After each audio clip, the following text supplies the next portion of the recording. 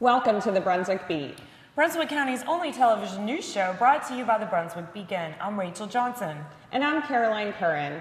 In our top story tonight, across the nation and throughout Brunswick County, many people took a few moments to remember those who have served and those who continue to serve our country in the U.S. Armed Forces at 11 a.m. Friday, November 11th, 2011. Several local veterans of foreign war and American Legion posts hosted their own celebrations last Friday. At the Holden Beach VFW post, guest speaker retired U.S. Army Major David Davis offered a blessing for veterans. Say, can you see by the dawn's early light what so proudly we hailed, and the twilight's last gleaming, whose broad stripes and bright stars through the perilous fight. Down in Calabash, both the VFW Post and the American Legion Post hosted their own Veterans Day ceremonies. Gary White, 44, of Ash, was killed just after midnight Tuesday, November 14th, in a single vehicle wreck on Big Neck Road in Ash. White was traveling home after work when the wreck happened. The wreck was just under 3 miles outside of Charlotte. He was pronounced dead at the scene. 51-year-old Garrett Winkler Jr. died of smoke inhalation after his Leland home caught fire Sunday, November 13th. When firefighters responded to Winkler's Rachel Wind home around 7:40 p.m., his house was fully engulfed in flames. It took responders about 45 minutes to extinguish the blaze. The cause of the blaze is still undetermined, but no foul play is suspected at this time. When Novant Health opened Brunswick Novant Medical Center in July, Brunswick Community Hospital closed its doors and ownership of the hospital reverted back to the county in September. Brunswick County Commissioners, however, have made it clear they did not want an aging and expensive hospital facility on their balance sheet, and Brunswick County Manager Marty Lawing opened the hospital up for bids. As of 5 p.m. on the bid deadline, which was Tuesday, November 15th, the county received only one bid for the former 74-bed acute care hospital facility. We recently sat down with Lawing to discuss the process. The county has looked at the property as far as the potential county uses. One option was for public schools, and we've looked at the site, and we really don't have a need at the current time. We have two elementary schools currently within 2 or 3 miles of the site.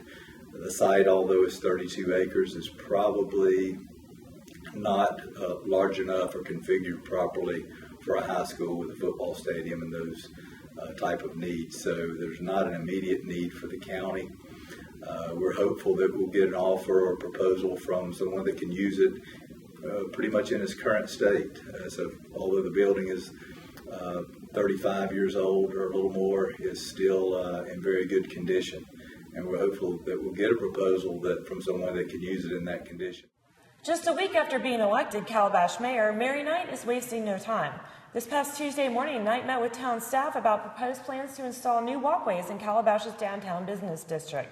Knight said she and town officials have been working very hard on this in an attempt to put together a better sense of community. It's a done deal. Soon the Brunswick County Animal Shelter will be getting a dog walk and pet recreation area for use by volunteers and people interested in adopting a pet. Brunswick County Animal Services officials outlined details at a County Environmental Health Board meeting on Monday night.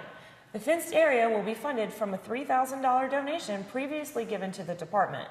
The outdoor 30 by 70 foot area will be fenced with an area containing a bench, swings, and flowers where people can sit and get to know the dogs. Tuesday's elections canvass did not change the results of last week's municipal elections. Elections officials completed their required elections canvass at 11 a.m. Tuesday, November 15th. The results of the election are now certified.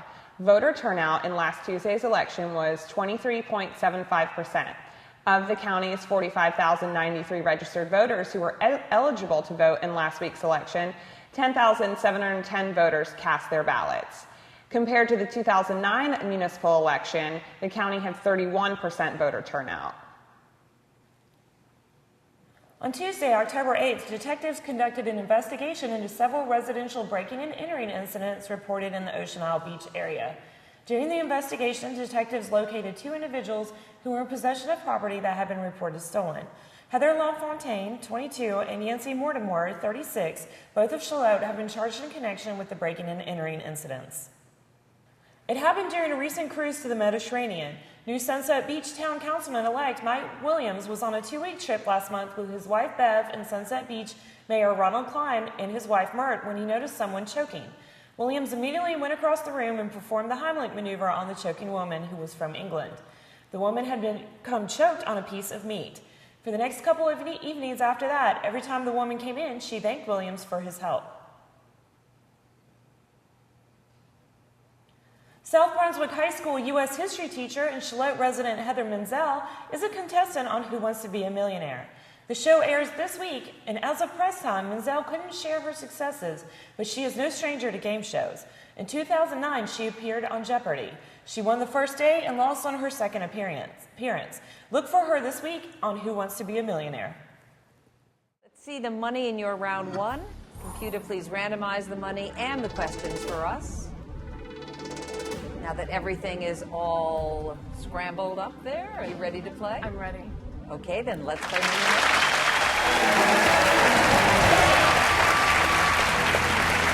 An animal sanctuary in Florida, Homosassa Springs Wildlife State Park, posts a sign that reads "Splatter Zone" for those viewing a what? Hippopotamus, bobcat, tortoise, owl. Okay. I've seen marine shows where they have a splatter zone before. So my initial instinct would go for hippopotamus. I don't think tortoises emit any fluids. I think I will go with hippopotamus. Final? Final. It is hippopotamus. Absolutely right, Heather. Okay, one question.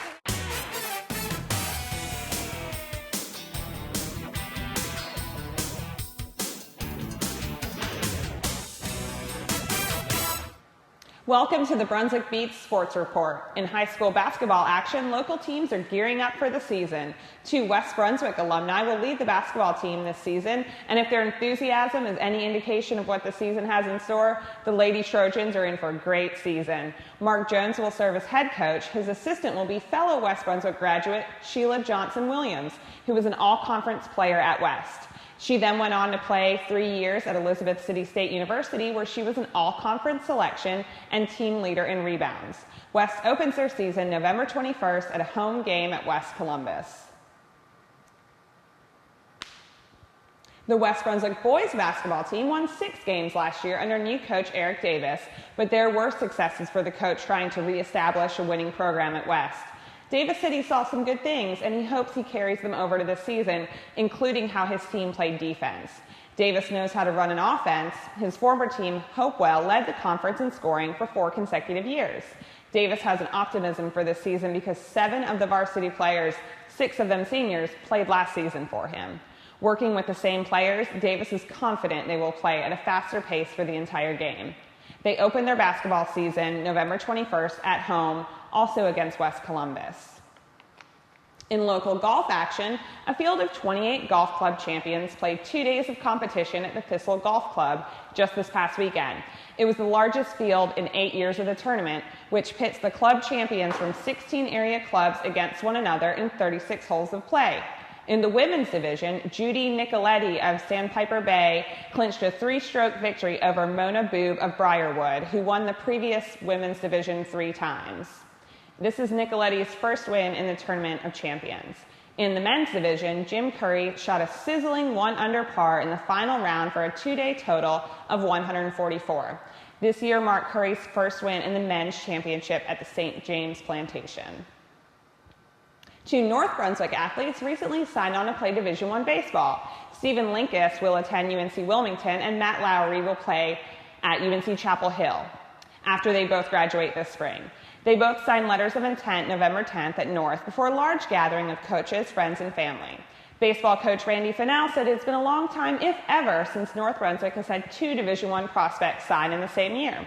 Lowry is a pitcher and a catcher for the Scorpions, and he said UNC coaches would evaluate him in each position before deciding which would be the best fit for the team.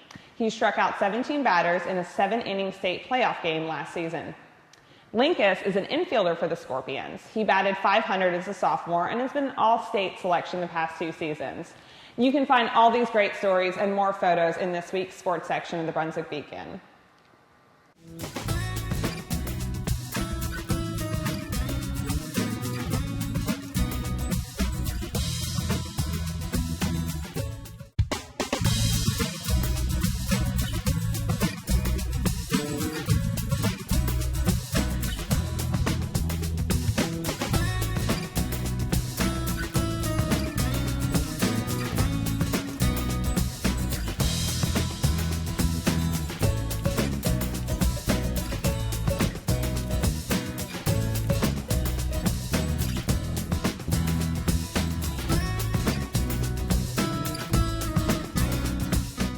Hi, I'm Stacy Manning, Managing Editor of the Brunswick Beacon.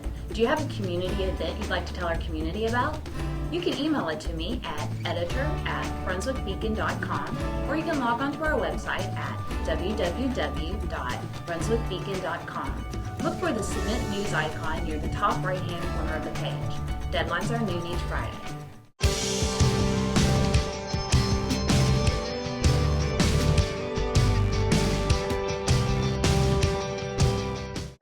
Laura Lewis. I'm here at Brunswick County Animal Shelter today with Eloise. She is a shy German Shepherd Basenji mix. She's a little over a year old, and she's been here since October 26th. She's looking for a new home, and they say here that she is shy. She's also very sweet, and once she warms up to you, she wants to play all day. So come on out and visit with Eloise and all the other dogs and cats available for adoption here. You're sure to find a good friend. 11-11-11 is a day not soon to be forgotten by one active duty military couple. Corporal Jacob Henthorne and Manisha Western were married on Ocean Isle Beach on Veterans Day. The entire wedding reception and rehearsal were donated by more than 21 vendors from southern Brunswick County. The newlyweds were very thankful for the community's gift to them. The Henthorns are stationed at Camp Lejeune. The Brunswick Beacon's first holiday happening show was a resounding success, with the real live Santa Claus and a large crowd turning out to enjoy the holiday festivities and booths at West Brunswick High School last Saturday. Take a peek at Santa's arrival to the event.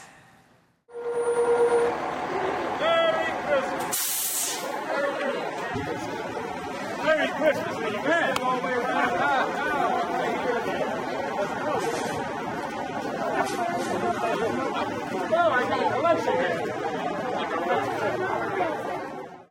That's all the time we have for tonight, but you can read all these stories and much more in this week's Beacon. If you know of a story or person you'd like to see featured on the Brunswick Beat, email us at brunswickbeat@brunswickbeacon.com. You can also look us up on Facebook under the Brunswick Beacon, or you can always follow us on Twitter @Brunswick Beacon.